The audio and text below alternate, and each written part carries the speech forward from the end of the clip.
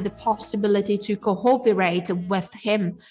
And then I'd like to welcome to some Swedish students that we are working with from Venice students on a workshop on begging, because we are really tackling this theme from the didactic point of view, from the point of view of the didactic, in order to develop skills or on-field observation, and in order to help them to think about these phenomena, their characteristics of the urban areas, because they are future architects and urbanists. It's very important for them to really being able to observe all the populations and the urban spaces. So for us, this project is very, very important. Having said that, I think that we can start to share our slides.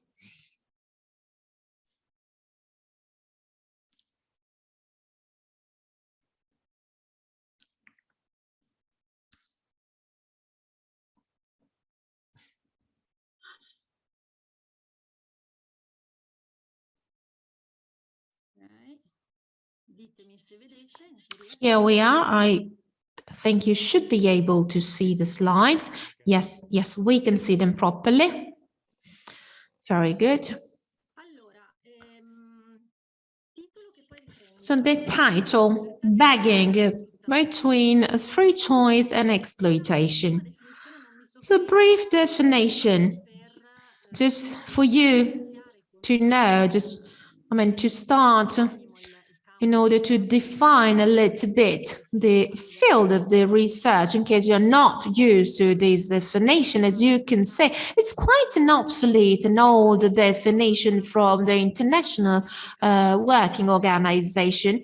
So talking about begging is a series of activities, different activities, not just one, where there is one person asking to another one, a foreigner, someone he doesn't know, money.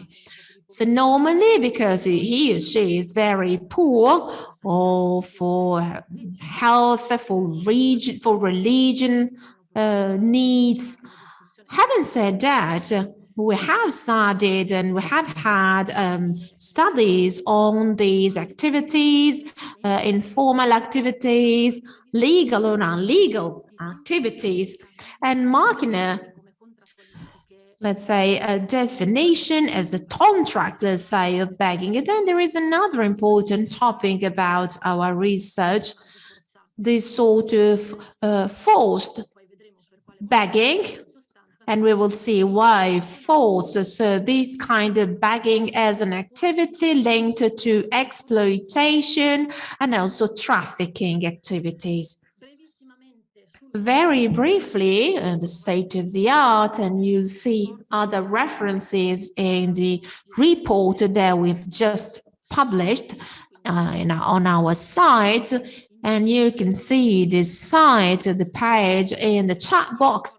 In the publications page, you'll find the report in English and Italian and the other 4 reports that are part of the research.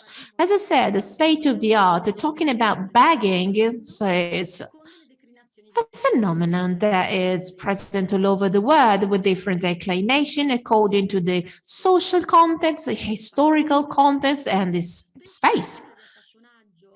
So most of the time, begging is linked to this image of the poor or marginalized groups of population, even though we should really underline something more here, but we do not really have time.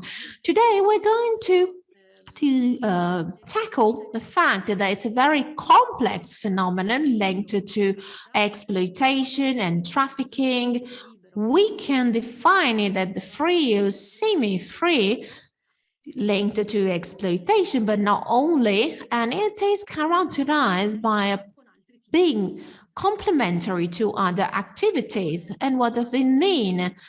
So you do not have to beg only, you can have also other activities, or you can do other activities. For us, it's important to underline how, from our research, we So that even though it's a very, very common phenomenon, it's not very much studied, mainly in Europe, with a main focus about, as we have seen in literature, about underage teenagers and Roma teenager. Not very studied is the topic in Nigeria, and because of this, we decided to tackle this topic in our project. The project, as you probably know, started with a confrontation with those that are working on trafficking in the Veneto region, so those on the front line for social protection. And because we saw the need really to deepen this phenomenon that is not very much studied in the Veneto region, while other regions, they do have anti-trafficking and anti-bagging projects. So we decided to really study this project. We started with an observation activity in Veneto, in the Veneto region, and then we organize interviews all around Italy. In general, if we analyze the data, the few data that we have at European level, we can wonder if it's really residual data or if something really undetected, simply we haven't been able to really analyze it properly. I'm saying that because from the most recent data about the exploitation, severe exploitation and anti-trafficking 2017 and 18, quite old data, we talk about 1% of recorded data linked to bagging. It's a very, very low percentage. If we analyze data from 2017 2019, we have 200 people a year identified as linked to the trafficking, 50% from Roma origin. So very, very low percentages. Talking about Italy, we really lack national data. We gather, so the contact unities, and they gather data, but even though we have data about the sexual exploitation, trafficking data, we do not have data about the bagging. So our research is really in continuity with other two researches that have been financed by the European Commission about the Italian territory for 2013-2015. These two reports, so stop for bag, and the other one that is written over there. About the design of the research, I just be very brief, just to give you a general idea what it is all about, but you'll see all the detail in the report of the research. As I was saying, we started with the second aspect, the second technique, and so is participating observation, because we wanted really to analyze the territory of Venice. Of course, the pandemic stopped a lot of activities and also this research. So we decided to use the space and the time online to interview operators that in their anti-trafficking project worked with the bagging phenomenon. The interviews that we have made, so we worked also with police, for example, so in the provinces, and some of the provinces of the Veneto, Padova, Venice, and Verona, local police, municipal police of Padova and Venezia. Thanks again for the availability. Another colleague from the Ministry of Internal Affairs that decided to go to Nigeria, Abuja, to work with the police over there on the trafficking, working on trafficking. And last but not least, we have done some interviews with the anti-trafficking operators of the NAVO project that we have worked with. And we had also formal interchanges with Nigerian men, not really interviews, that we were able to contact, we were able to talk with them during our observation. It was not really easy, and we can go back to that later on, because it's a very delicate topic linked to, in part, linked to exploitation. Of course, we couldn't really organize interviews.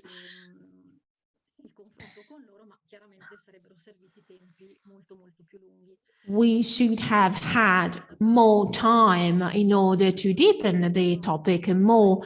And then we organize not systematic press release or press gathering of the press news in order to research traces of bagging linked to trafficking. And also we read the report of National Institutional National Organization Anti-Trafficking in order to identify data for the Nigerian community, in order to try to read some documents and to understand if really the bagging phenomena was something that was already tackled. So we contacted some police officers, and then I'll talk to you about the results. So this is the map of the various projects that we identified all around Italy, anti-trafficking projects that work against prostitution, exploitation, bagging. Then we will just have a look at the list, because it's a list that we created starting from the database of the National Observatory of Anti-Trafficking. And we know that it's not really always updated. So sorry, someone has the microphone on. Someone has the microphone on.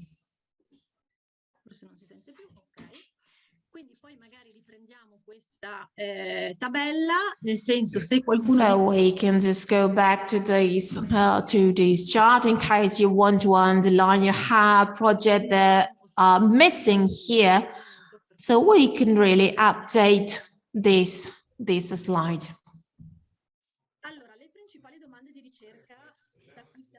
So the main research topics from where we started. So basically, the first one, we asked ourselves how this phenomena is featured mainly by Nigerian people, and as I was saying, mainly on the area of Venice, which is a very specific territory. Just think about, for example, to the fact that the city of Venice, the historical center of Venice, is a very touristic city, which is full of bridges and where cars cannot actually reach the city. So from an urban point of view, this is a very peculiar situation. So we asked ourselves if there were any kind of phenomena evolution in the Italian territory, considering that there are very few research on Nigerian, and just recently we talked about the bagging phenomena, and if there are any peculiar aspect amongst Nigerian people with comparison with other groups, Roma or people coming from Senegal or other kind of people, other kind of groups. What are the interventions that were carried out in order to consider this phenomenon and then to take contacts with these people, and what methods and critical aspects and strong points as well, as far as urban security policies are concerned as well. So all what we can define as begging and all its peculiarities and how it's managed on the territory. So from this point of view, of course, the legal framework plays a key role, as we stated in our report. So starting from the very first security and safety developments, and then the Minniti decree, the Salvini decree, up to nowadays. Last but not least, the fil rouge that featured all our research And let me say, this is very interesting, honestly, asking ourselves if there are any kind of link between begging, trafficking, smuggling, and the exploitation from Nigerian organized crime that we will see later on in detail, more in details. Very quickly concerning the experience of our project, many of you are present here already, so please, if I'm forgetting something, please don't hesitate to tell me. However, what we noticed from our research is that the majority of the projects focused on begging within the anti-trafficking projects are actually developed starting from 2006-13. Actually, then in 2000, only in 2018, the majority of those projects were developed with reference to the first funds and financing linked to the anti-trafficking national plan. Well, on the one hand, we found out some experimental approaches with very important activities on observation and territory mapping. So a lot of time spent at the local level in order to try to understand and observe the phenomenon. And then as for the contact with people, we tried to focus on previous experiences with people in other contexts of exploitation, mainly labor exploitation or prostitution, and trying to adapt these approaches to this target, to the begging target, which is a very peculiar target with its specific critical aspects and specific needs as far as the features and of this phenomenon. Some of the common and shared elements, they're not the only ones, but amongst the ones that we noticed, of course, the most critical aspects in terms of contact. So it's been very challenging to create a contact with these people and to cultivate this contact. So the very first contact on the street with these people, and then trying to support them, not only trying to involve them in the anti-trafficking project, but trying to support them. However, then it's been very hard to develop a trust relationship and then to understand what were their real needs. And this is an element which, as we all know and as we saw, is mainly featuring also people who are victims of trafficking, both in terms of labor exploitation and sexual exploitation. But in this case, it seems that the challenges are even bigger. And then, of course, the pandemic played a key role. Why? Well, of course, as many of you know, or as you can simply guess, during the lockdown, many people that used to be begging, of course, were obliged to, let's say, disappear. And things actually changed in the following stages. So we, apart from the territory of Venice, we are not very up to date on this situation. So it's going to be very interesting to talk about that more in details. And I'll leave now the floor to Gianfranco.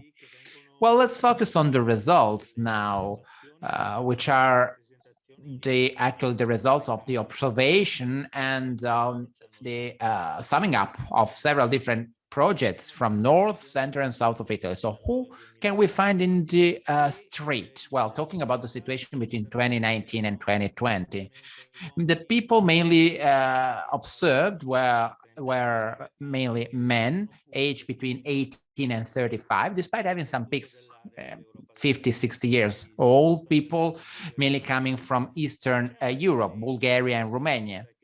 There is already a remark that I'd like to share with you concerning the citizenship of people from Nigerian origins, with a significant presence of people coming from Romania and Bulgaria, also coming from Rome culture. Well, we didn't focus on those groups, but we collected and gathered all the observation of the other projects as well.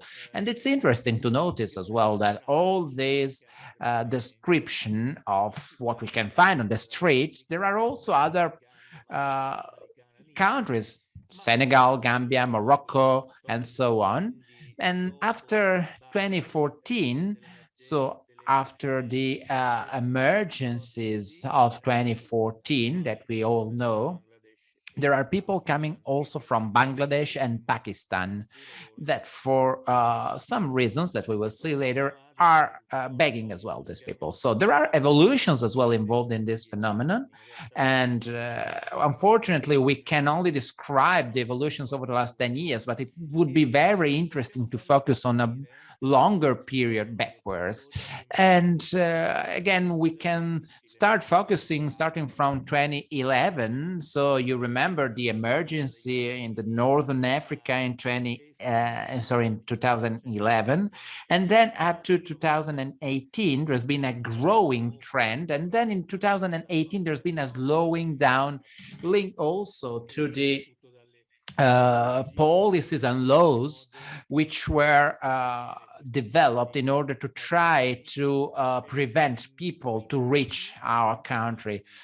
But there's been a peak in 2015, so with a very huge number of arrivals in that year. So there's been different profiles and features during those years. So let's think about, for example, to the people that arrived in our country in 2011, and thinking about people coming from Africa, for example. And in 2011, there was the war in Libya, and after having worked for several years there, maybe in terms of age, in terms of profile of those individuals, in terms of experiences, of working experiences as well, they're completely different from the people and individuals that we can find along the street begging starting from 2014. So we're talking here in this last case of younger people with lower experience, with a very dramatic and traumatic experience that they have to live.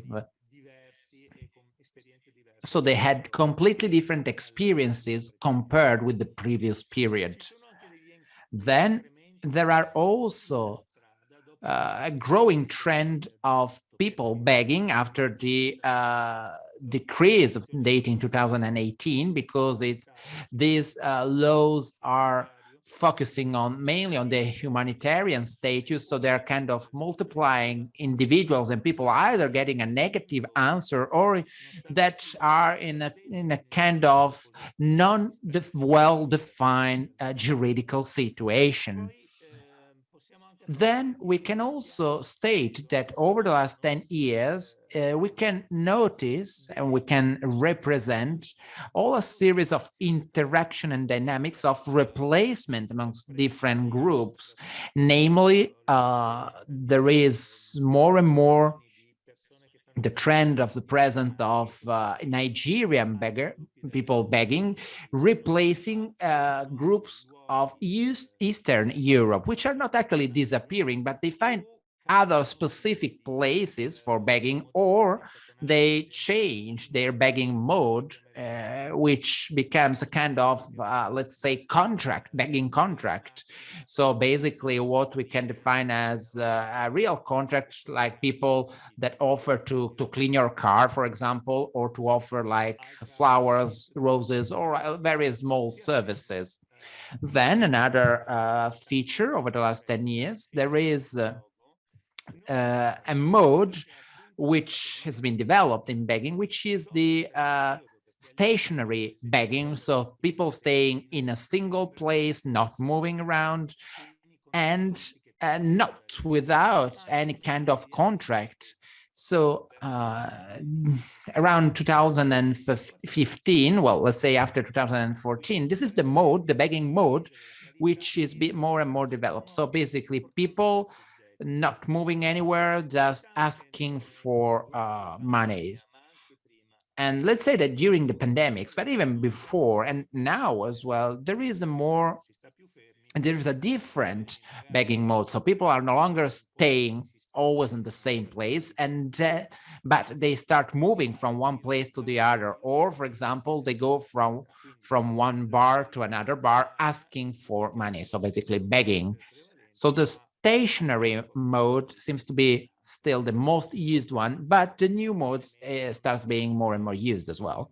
Then the places play a key role, the places where people are begging. So after 2014, begging places play a key role for the distinction of different groups and modes. So supermarkets, for example, all over Italy are quoted, are considered to be a place where Nigerian begging is very, very present. But there are also markets, traffic lights, churches, parkings, stations, and also bridges, if we talk about Venice. So the places around the city are mainly urban areas, urban places, which are less present in small areas, small cities, but which are actually very, very present in bigger cities. So this is the situation as far as begging is concerned and the people that are begging are concerned. Now, starting from this general overview over the last 10 years, let's start focusing on something more specific for Nigerian people begging. So we saw that this phenomenon has several different aspects and features, which is very difficult to be clearly identified with rigid categories. So we already said that there are continuous evolutions, and this is a multidimensional situation, because we can consider that from the point of view of a minor economy, or in terms of criminal phenomenon, or even in terms of phenomenon which actually meet the needs of poor people. So as you can see, it can be interpreted by several different points of view. And we can match all these points of view only if we consider several different approaches. So we involved different stakeholders from the social, economic, legal, cultural, and ethnographic scenario. And that's fundamental, that it's fundamental to have this multi-agency collaboration, basically. So let's now try to understand better who these Nigerian people are. So with comparison with other groups and other people begging, we are talking in this case about young people aged between 18 and 30, with just a few exceptions of older people. In 2019, 2020, we were identifying people that just recently reached our country. But I'm talking about 2 years ago. And again, there were some exceptions as well, because we also found people begging for longer periods. But average, in terms of average, basically the phenomenon was starting between 2015, 2016, 2017. Another element featuring these people, the Nigerian people begging, is that the majority of these people were actually involved in the asylum seekers circuit. So basically talking about people that had similar experiences, so passing through Libya, arriving in Italy, and then they actually went through the procedure to get the asylum. But so going through the shelter procedure and so on. And we can say that some of them had been rejected by these shelters as well, while some other people were still involved in these shelters, in these reception centers for asylum seekers. The majority of the people that we contacted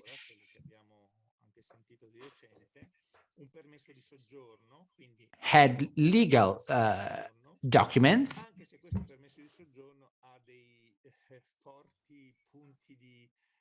even though we can say that they were very precarious and very undefined documents, so still being assessed by commissions, by the court. So we can say a very Some of them had a residence permit, but this was not very well defined. So the majority of these people had a juridical situation, let's say, on hold, as it is for many asylum seekers, actually. Then, of course,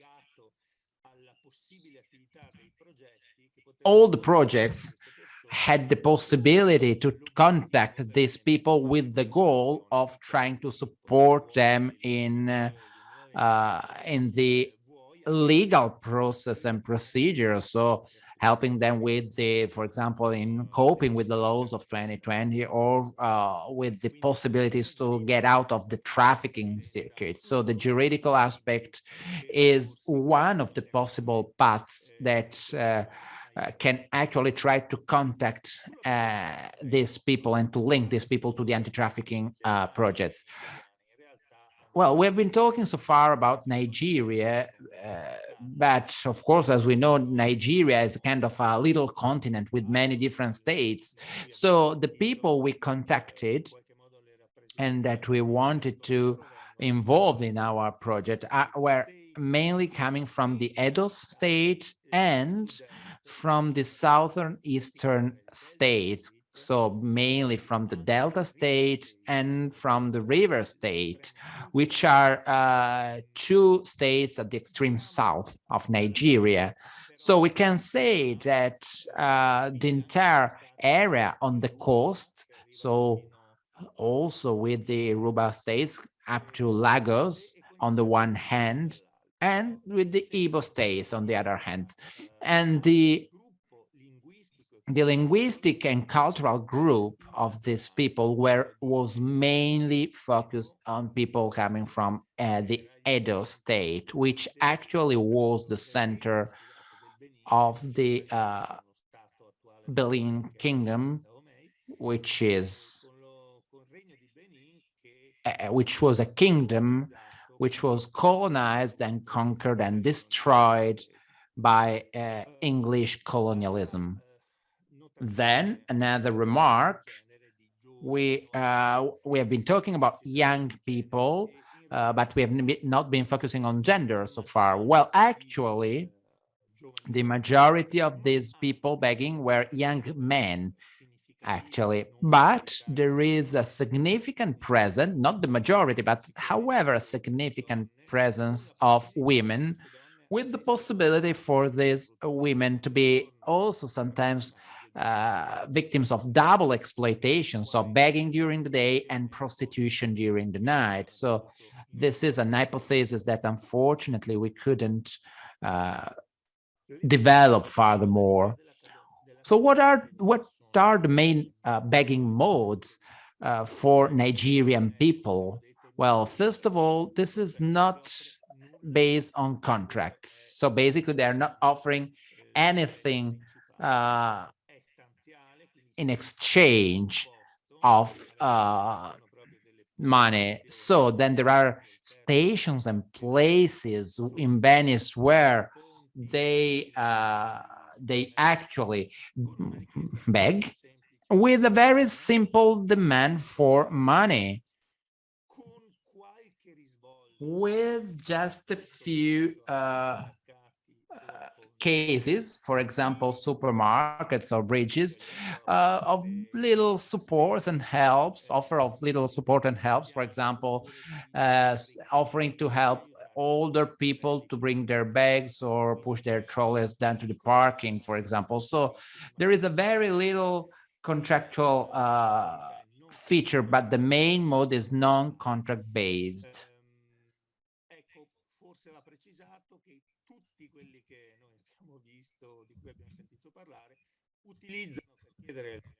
So not all the people actually use the same mode. So the majority of people were using caps to ask for money, and they just stand up. Where? Well, in front of supermarkets mainly, but also in parkings, mainly parkings close to supermarkets. with this possibility, as I was saying, of very little offers of help and support.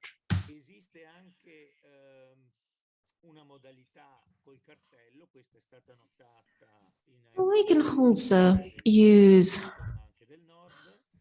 different, let's say, signs in Mestre in the south.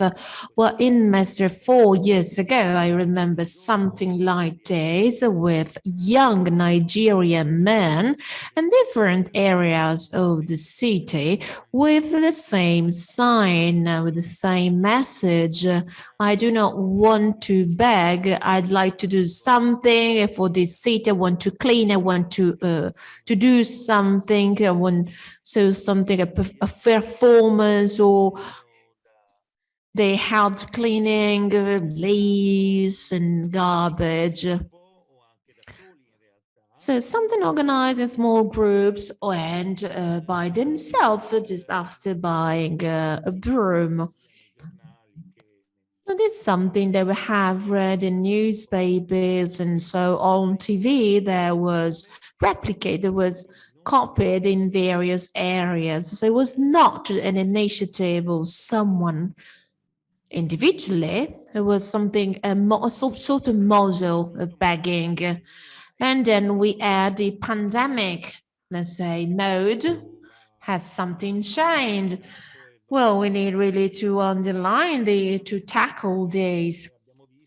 For sure, what we have seen is that there is more mobility. For sure, people, they move around more. And as regards quantity, they went back to where they were, where they stayed. So there is sort of recovery of this phenomenon. Other characteristics and features of this phenomenon. So first of all, it's a non-invasive, non-bothering begging. So they are lovely people. They create good relationships with the neighborhood, with the shop owners of the area. So there is another element. So this element is really basic, the good relationship with the neighborhood and the shop owners. And then there is another feature that we observed up to 2020. So the same people in the same places. We've organized participative observations, repeated observations in Venice, sometimes also talking with the same people. A fix we found fixed times with just daily turns, a daily shift. So in that day, in that place, I'm there, and then in another day, another time of the day, there is a friend of mine over there.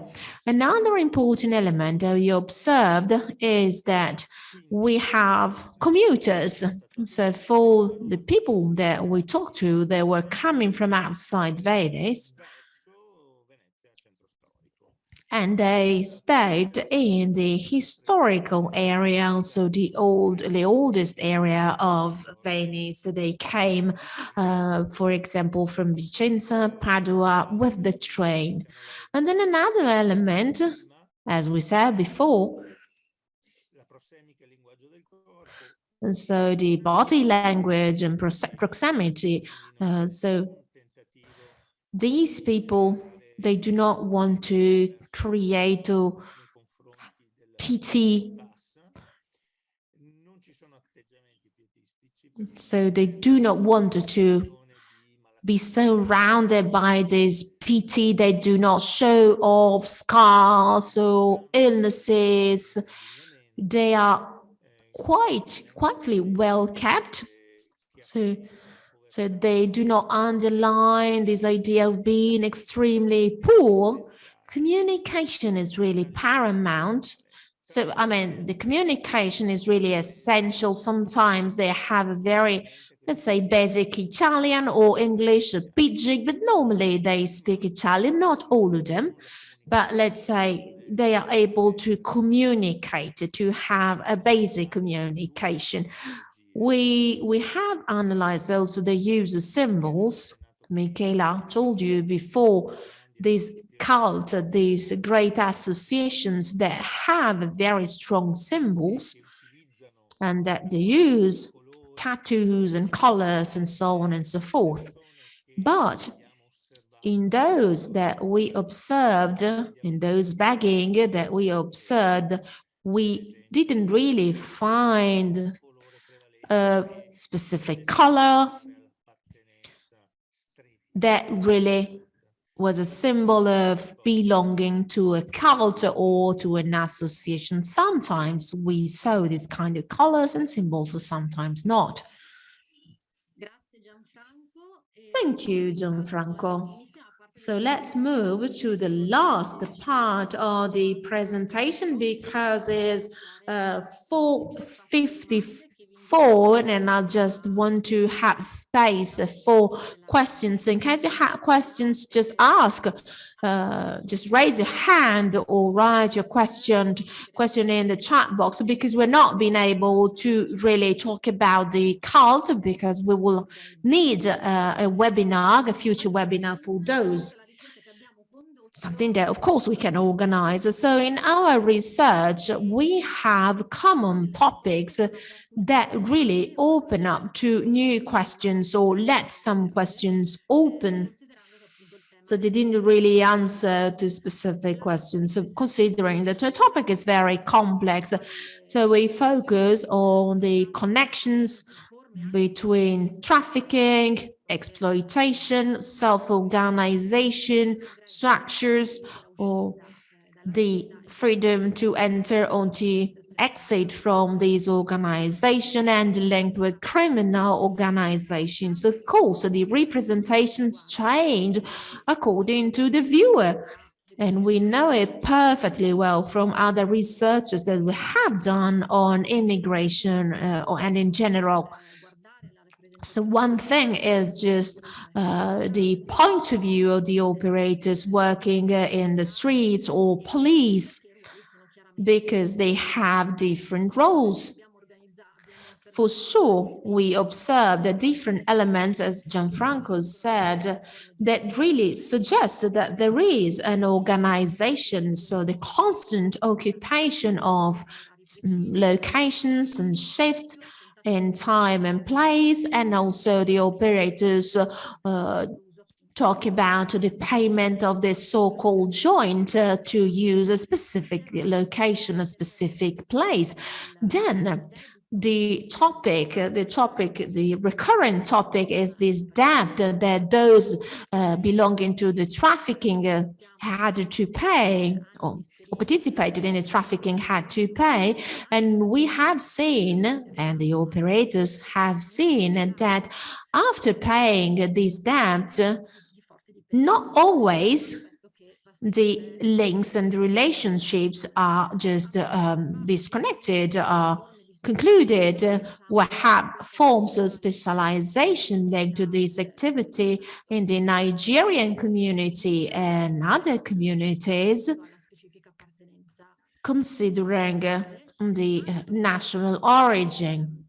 Another aspect that we haven't really seen in the interviews, and because of that, we are really wondering why there are no conflicts.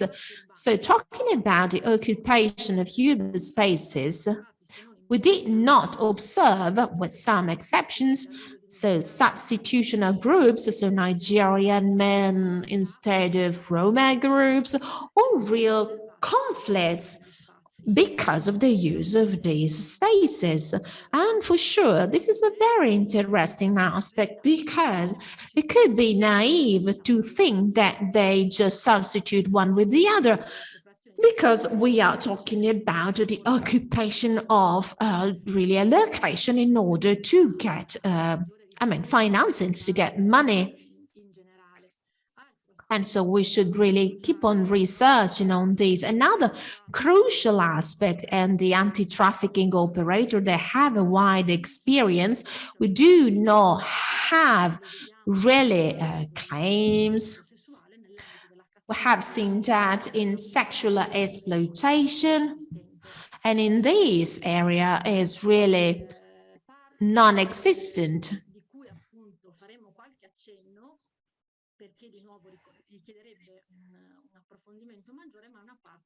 So there is another crucial, but this is really a crucial part, this one. It's a part that we really studied deeply in order to answer to this question, why are these people begging if it's not really a profitable activity? The first thing that we can say for sure is an immediate response, a very practical response for surviving. So this is the first answer. Then the quantity of money that you can really gather, can change. Normally 50 euros, more or less, every day, or maybe less. But for example, during Christmas, for linked to the Christmas period, because of the values of Christmas, maybe they can get a little bit more. But of course, you're not getting rich with begging. And we confirm all this. We have seen this confirmed by all the police and the various judges we talked to that said that considering their experience, 90% of the cases is just a form of survivance, probably because they are exploring the area around, they are complementary activities, as we said. Having said that, we saw really direct and indirect links with the trafficking and exploitation. For exploitation, and I underline once again that there are elements suggesting control, so regularity in using, location, shapes, and so on and so forth. Something that you can read in the report in deep. So according to the data, for the data on the trafficking, we ask to read some documents, and only one document about a specific lawsuit on exploitation that was concluded last summer. Well, this lawsuit, this case was really shared by the Court of Catania. You probably know Lina Trovato. The judge is really an expert on trafficking, cult, and exploitation in general. What is interesting is that the element of begging really was identified by the investigations by the. So there was one man that came in Italy with a specific goal to beg, to be a beggar. While talking to the other judges, the main image was that probably the beggars are people coming through smuggling, so they paid to arrive in Italy. They didn't come here to be beggars, once again, because it's not really a profitable activity. So the criminal network is not really interested in having people here for days. But when they are here, maybe they can participate in this network of beggings. On one side, because those that are not really apt to be drug smugglers because they are, they do not want to, or they are not considered apt to the task, they can do that. And as Gianfranco said before, in begging, we have also women involved, and women prostitutes that can really be involved in drug smuggling because it's less easy to be controlled by the police if you are a woman. So there are different areas of exploitation in trafficking and in managing all these people by criminals. We need to underline that when we talk about these trafficking networks, and the networks linked to the cult, we're not talking about the same networks, so they're not overlapping networks, but we do have links. An example, just an example for you to understand. We had situations where in a connection house where we had prostitution, they organize also meetings of the cults, and the madam managing the prostitution really offered the sex workers during these meetings. So there is not a direct connection, but of course there are connections, even though they're not direct. Having said that, I'll just leave the last slide to Gianfranco, and then we will just finish our presentation and open up the session for the debate. So we are concluding. As you've seen, it's a very complex and different phenomenon. Also, there's questions about the freedom and the force begging and the link with the cults. So let's see other elements that we really do not know much about. So these untold stories, for example, we've seen something about this oath, so ritual oath, only by women or maybe also by men. So we had just one case where we have seen with the juju mode that was linked to men that were victims of the trafficking. And then we have all these cult topic that is really cross-cutting topic, was really present all through the presentation, but we didn't really focus on the cult. Of course, belonging to a cult, considering these untold stories, I mean, you need to trust, to be trustworthy for the group. Of course, you cannot speak. Well, in this group, we see there are sort of family-like links and relationships. So, for example, an example that we have seen in an interview among or between two members of the cult. I mean, they call themselves bros, so brothers. So sort of blood links, sort of family-like relationships. And if you belong to this cult, I mean, you need to commit yourself.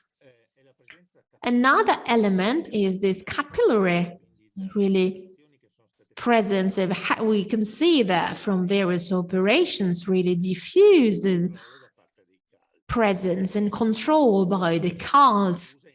And this presence means for the members that want to go out, I mean, there are risks for themselves and for their family in Nigeria. So the cults, they have very strong, robust control and organizing bases in Nigeria. On the other side, the cults, they offer sort of welfare services. Of course, I mean, just to say so, they give you somewhere to sleep, a bed. Of course, you have to pay it. And if you belong to a cult or you do not belong to a cult, you can really have access to this, to a bed, somewhere to sleep. Also the location in order to beg, or the possibility to work, even though marginal jobs or criminal jobs. And then there is another reason that we have seen in some interviews why they do not speak, they do not speak to the police. So there was an interview marking the difference between women and men. So the women, they go to the police because they are women. And of course, it was a man that was choking. They are not real men. A real man does not speak. And this not impossibility to speak is really linked to gender equality. But why are these stories untold? Why the communication is so limited? So the beggars, those they are inside the trafficking network, or there are in these sort of conditions, they do not perceive themselves as victims, and they mix the different roles. On one side, they're free, on the other side, they're victims. On one side, they're grateful to those helping them finding solution or helping you from the legal point of view, and on the other side, they are under the control of this organization. There is no perception of being victims. And then, considering ourselves, the interviewers, those that are asking for the possibility to go out from this situation, there is a lack of trust. What can we offer to these people? So participating in an anti-trafficking program, what does it mean for these men and women? For example, as in some cases we have heard, can be an obstacle to pay the debt. That is really a must, something you have to do.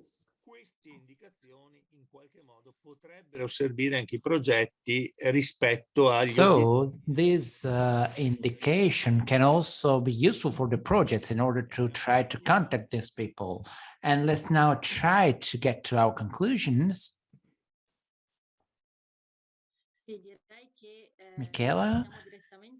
Well, I think we can directly close here our presentation and open the debate in case of demands or any comment. Of course, there are a lot of topics on which we shall focus furthermore, starting from, again, begging and all the different representations that can be carried out by stakeholders and subjects from different contexts and with different functions as well. And the another thing I'd like to underline is the need to keep on asking ourselves questions about these phenomena in a very connected way. So sexual exploitation, labor exploitation, begging. So they are all aspects which are the result of specific situations. But if we consider the peculiarities of people, they are all interlinked phenomena. So according to our experience, we can just say that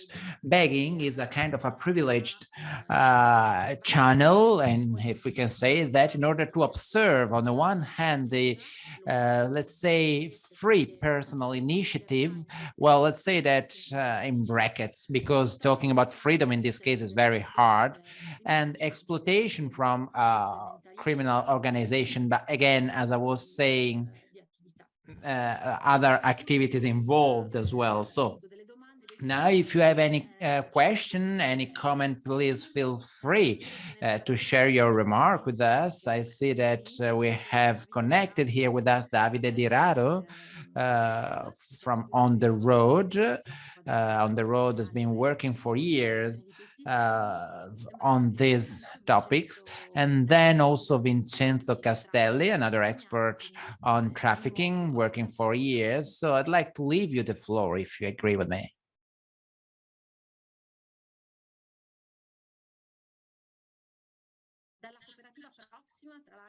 From the Proxima Cooperative, they asked us if they could have shared with us their experience. So please, if you want to share with us your experience, feel free to do that. If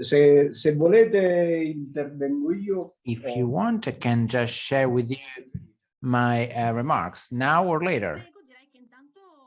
Please feel free to talk. As long as we don't have other questions, please feel free to talk. Thank you. So first of all, let me say it's been very, very interesting to follow your presentation on this topic. And I noticed how there are some differences between your presentation and the topic I'd like to present you. So very quickly, over for a few months, we have been working with a specific community. Questa comunità, diciamo, proviene And this community, da Rom, which is part of the Rom community, da diversi anni, all'incirca dagli anni 60, si è starting stabilita from the 60s, in was established in a city of Sicily. At the beginning, the very beginning, there were 15 families only. So the mayor of Nodo, the city in Sicily, allowed them to build their houses. So from the 60s till today, these families 5.000 individui. are reaching now the number of 5,000. So a big community, a definitely bigger community. If we just consider the community present in Noto, the city of Sicily. And the peculiarity of this community is that they are moving during the year from one place to the other.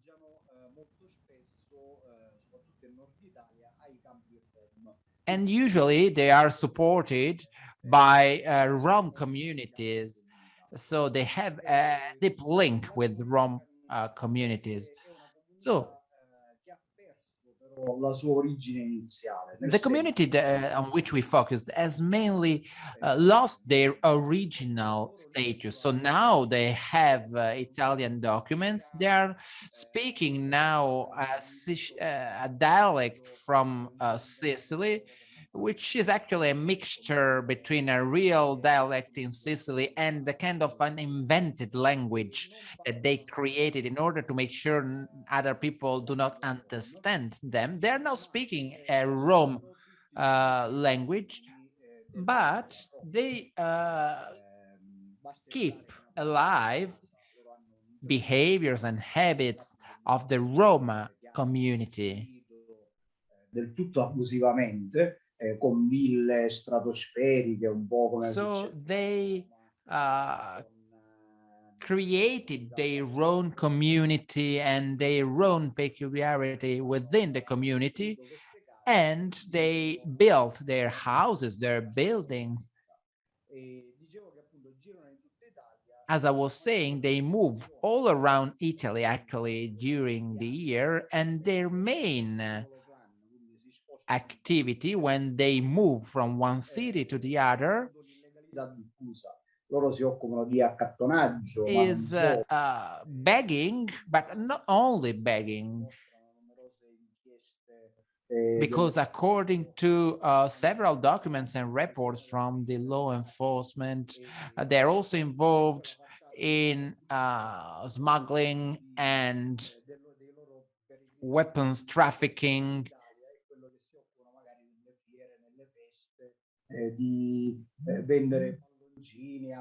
Or, for example, when there are fairs and parties, they sell balloons to children and so on. So we are working on that. And what we immediately realized is their organization mode, which is split in groups, in clans, and they focus on begging, on weapon trafficking, and on forced weddings as well. There is another aspect to be considered in this case,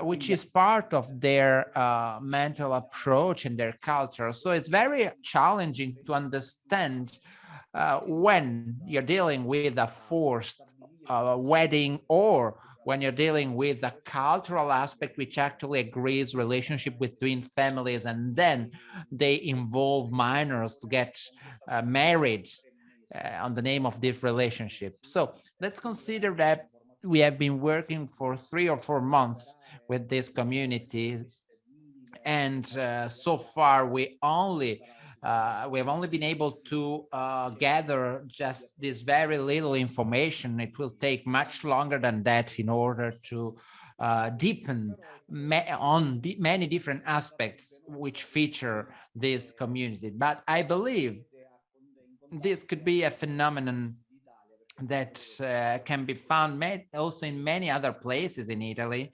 and in some areas they are more present than in other areas. So I'm sure that some other association, some other agency will have to deal with them sooner or later, and it may be interesting to be able to create a network and a relationship among ourselves in order to share information and to try to compare also their activity with other organization dealing with beggings in order to see differences and common points. So this is was just to share with you my experience. Prego. Certo, assolutamente. Grazie Michele. Can Prego. I please share my point of view? Yes, Vincenzo, go ahead. Well, I think that the topic of begging and the world of Rome and Sydney and criminality, that are very present in Italy, I think is very well known in Italy. Working with on the road in Pescara, we are working in the area of Rangitelli, which is a completely Rome area. So we are very involved in this situation, in this context. So this is very interesting, this topic, but in my opinion, if we talk about the begging world within the migration context, this is a very different phenomena, in my opinion, because, for example, I've been working with a project in the area of Tuscany and the region Umbria, and I was a coordinator of that project at that time, some years ago, and we focused on the begging topic. Well, you focused on the Nigerian world, but I think that this phenomenon should be considered with its own peculiarities mainly. The similar projects were carried out in 2015, 2016 by the region Veneto with a project which was carried out in collaboration with the region of Friuli and Trentino Alto Adige. And there again, the relationship between trafficking and exploitation and also illegal economy is very, very present, and it's very, very linked to the begging topic. So I think that we, as Michela was saying correctly, we need to understand what are the common points, but also the differences between the topic of Rome begging, which has its own features and peculiarities, and the other topic, which is more part of an approach which is based on the complexity of the trafficking phenomenon and the exploitation, especially over the last a few years, which has different peculiarities. And Gianfranco was saying there are people that are exploited at night for sexual exploitation, and they are forced to beg during the day. So again, this is just to say how this context is a multi-target and multi-problem issue. And then, of course, we need to add also the topic of minors, women, handicapped people, disabled people, which plays a very important role when we talk about begging.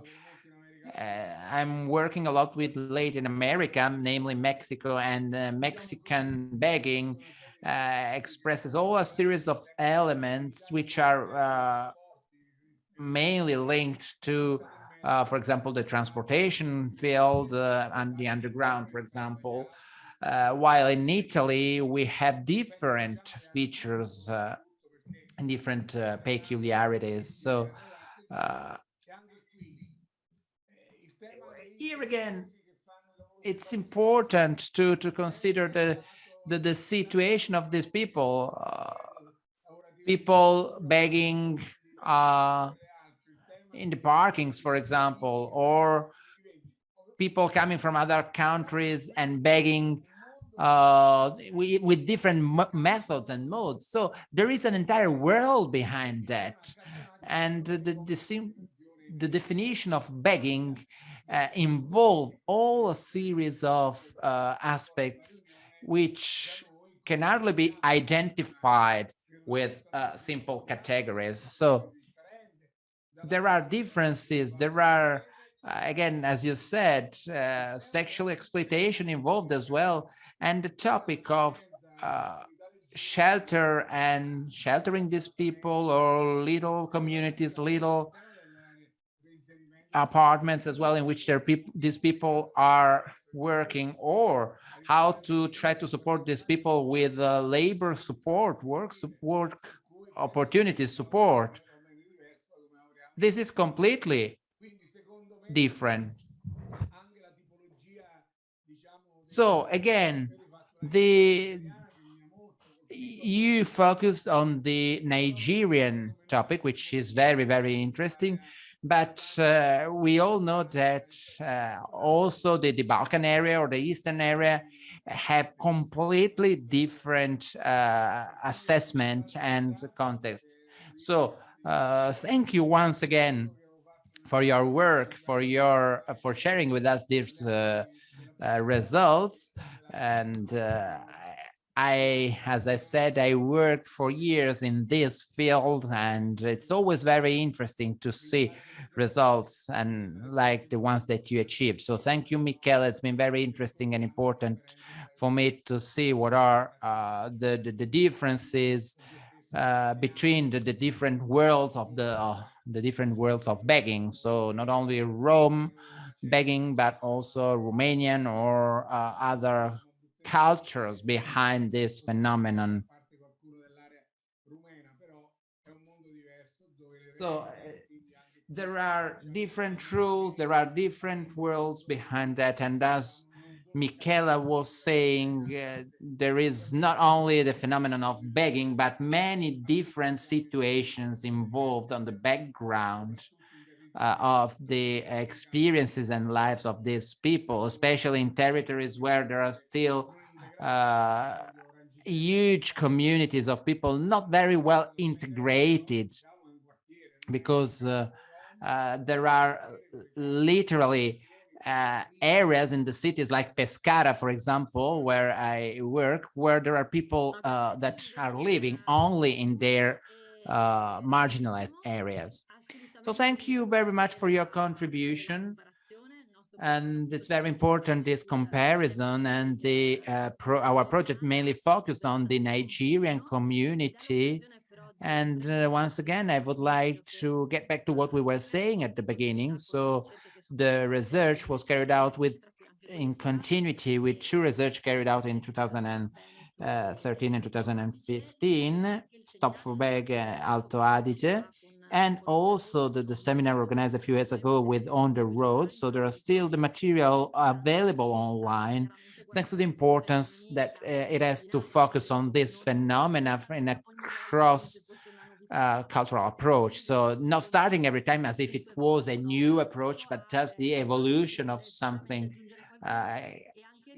in progress. Now I leave the floor to Gianfranco once again, and then there is a question from the chat. Well, just a couple of remarks. We also dealt with Rome begging, but we didn't focus on that. It could be very interesting to see also the evolution, as Michela was saying, and the interaction as well, because we cannot say that the change and the development happened from one day to the other with no interaction. The point is that we do not know the interactions unless they actually brought to open conflicts.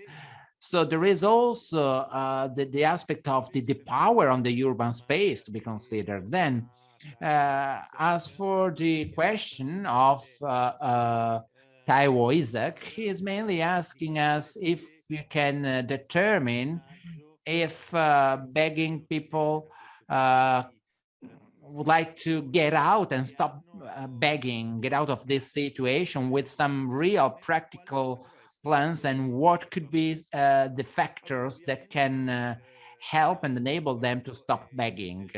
Well, we can say that we have a limited approach, unfortunately, but what we can say is that there are some links in terms of facilitation, which can be useful, namely the juridical context, because many of these people actually have non very well defined situation on their background. So also their juridical situation in Italy is not very clear. They're not completely free. And in terms of labor opportunities, of course, they have constraints as well. So one of the elements on which we can focus is the legal aspect for sure. And then another element which was resulting from this, from our work, was the gathering, even quick gathering of documents and aspects that usually the Italian bureaucracy obstacles, and aiming at supporting these people. It's very interesting that we noticed on Venice is that they want to find a work, they want to find a job, and a job again. So the first element of the communication is based on job opportunities. So this is a key element